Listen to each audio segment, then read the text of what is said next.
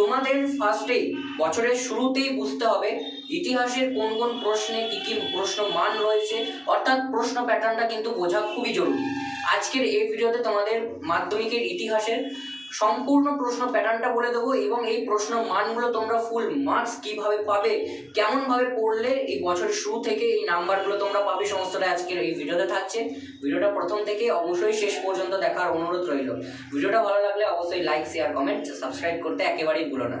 9-এর final পরীক্ষা উত্তীর্ণ হয়ে মাধ্যমিকে পদার্পণ করেছি, মাধ্যমিকে এসেছি। তখন আমরা 9-এর ক্লাস 9-এর পরীক্ষা দিয়ে এটুকু জানতে পেরেছি পরীক্ষার প্রথমেই কি থাকে বা প্রশ্নপত্রের প্রথমেই কি থাকে। দেখো, প্রথমেই থাকবে তোমাদের এমসিকিউ। এমসিকিউ কিন্তু শর্ট প্রশ্নে ইউজ পরিমাণে একটা নাম্বার থাকবে। কত নাম্বার থাকবে? 20টা নম্বর। ঠিক আছে, 20টা নম্বর, টোটাল 20টা নম্বর তোমাদের থাকবে। 20টা নম্বর কিভাবে পাবে? দেখো, তোমাদের এই বছরের শুরু থেকেই কিন্তু 20টা নম্বর পেতে হলে খুব ভালোভাবে পড়তে হবে এবং বইটাকে খুঁটিয়ে পড়তেই হবে। ঠিক আছে, এখন কোনো সাজেশন নয়, এখন শুধু বইটাকে খুঁটিয়ে পড়তে হবে।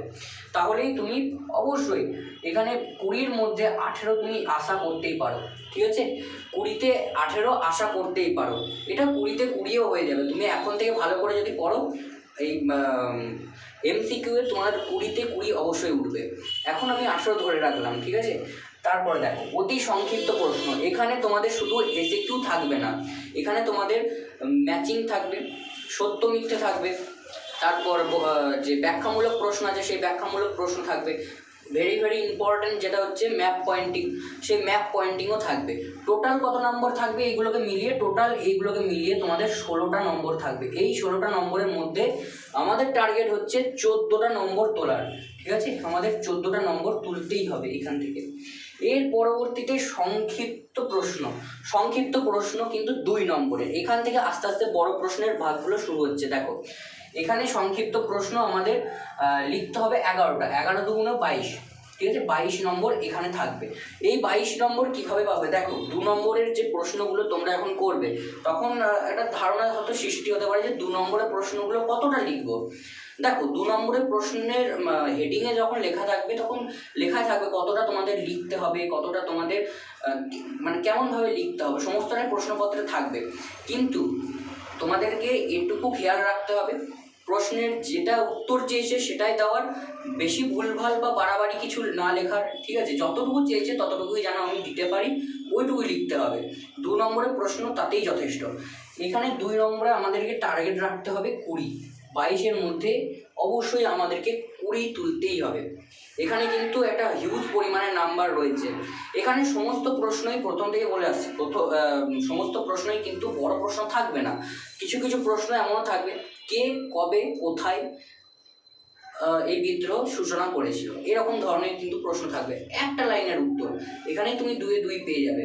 সেহেতু কিছু প্রশ্ন এরকম থাকবে, আবার কিছু প্রশ্ন একটু বড় থাকবে, যেমন নীল বিদ্রোহের কারণ লেখো, একটু বেশি লিখতেই হবে, একটু বেশি তথ্য দিতেই হবে। সেহেতু এই ধরনের প্রশ্ন থাকবে, আবার ছোট ধরনের প্রশ্ন থাকবে। ঘাবড়াবার কিচ্ছু নেই, এখানে কিন্তু আমাদেরকে 22-এ 20 তুলতেই হবে। এরপর বিশ্লেষণধর্মী প্রশ্ন, 4 নম্বরের প্রশ্ন। ঠিক আছে, এগুলো কিন্তু 4 নম্বরের প্রশ্ন। বিশ্লেষণধর্মী প্রশ্ন 4 নম্বরের প্রশ্ন আমাদেরকে 6টা লিখতে হবে। 4 × 6 = 24। 24 নম্বর টোটাল মার্কস 24 নম্বর। 24-এর মধ্যে আমাদেরকে অবশ্যই এখানে 20 তুলতেই হবে। ঠিক আছে, 24-এর মধ্যে 20। আচ্ছা, 24-এর মধ্যে তাহলে 20 কী করে তুলবো? অনেকটা একটু কঠিন ব্যাপার হয়ে যাবে। কঠিন ব্যাপার হবে না, তুমি যদি ভালো করে একটু পড়ো, বছরের প্রথম থেকে যদি বিষয়বস্তু জানতে পারো, অধ্যায়ের বিষয়বস্তুগুলো জেনে রাখতে পারো, তাহলে কিন্তু আর কঠিন মনে হবে না, সহজ মনে হবে।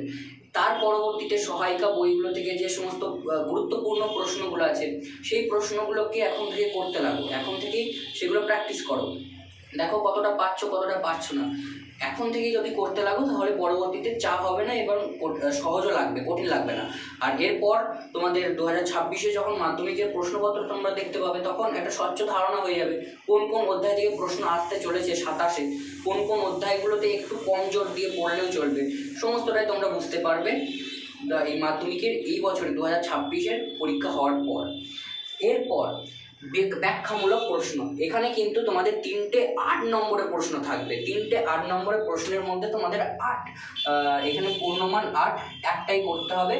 সেহেতু এখানে একটু বেশি চেষ্টা করবে ভালোভাবে লেখার, পয়েন্ট তুলে তুলে লেখার, যাতে 8-এর মধ্যে আমরা 8ই পাই, এরকমভাবে লেখার চেষ্টা করবে। এবার একটু গুছিয়ে ভালোভাবে লিখলে, একটু বেশি তথ্য দিলে তোমাদের নাম্বারটা ক্যারি করতে সাহায্য করবে। আর পয়েন্টটা কিন্তু তোমাদের দিতেই হবে। এখানে ধরে নিলাম 7 নাম্বার। টোটাল দেখো পূর্ণমান হয়ে যাচ্ছে কিন্তু 90। 90-এর মধ্যে এই নাম্বারগুলো যোগ করো। এই নাম্বারগুলো যোগ করলেই তোমাদের টোটাল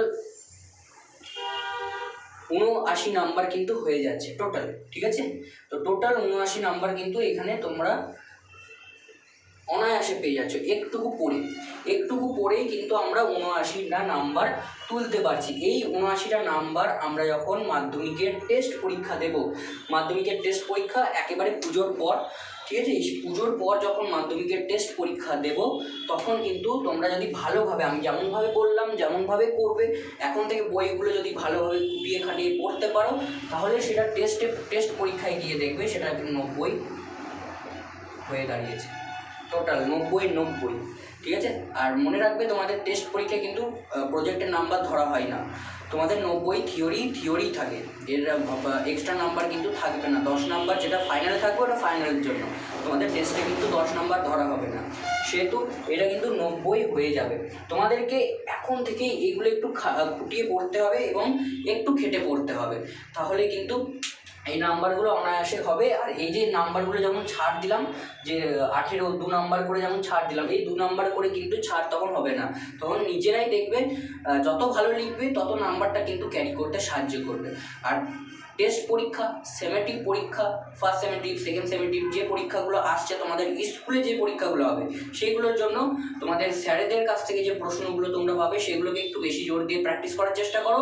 আর স্কুল যাওয়ার চেষ্টা করো বেশি করে এখন থেকেই। ঠিক আছে, যত স্কুল যাবে তত স্যাররা তোমাদেরকে চিনবেন এবং তোমাদের প্রশ্ন বা যে কোনো প্রবলেম থাক তোমরা স্কুলের স্যারদেরকে বলে খুব সহজেই সমাধান পেয়ে যাবে এবং অনেক ক্ষেত্রে প্রশ্ন অনেক কিছুই সাহায্য পাবে।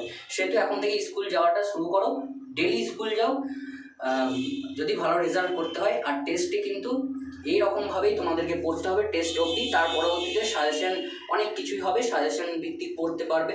তবে টেস্টের আগে অবধি তোমাদেরকে বইটাকে খুঁটিয়ে ভালো করে পড়তে হবে, তাহলে কিন্তু তোমরা এই নাম্বারটা কিংবা 90 নাম্বারটা তোমরা তুলতে পারবে অনায়াসে। একটু ভালো করে পড়ো।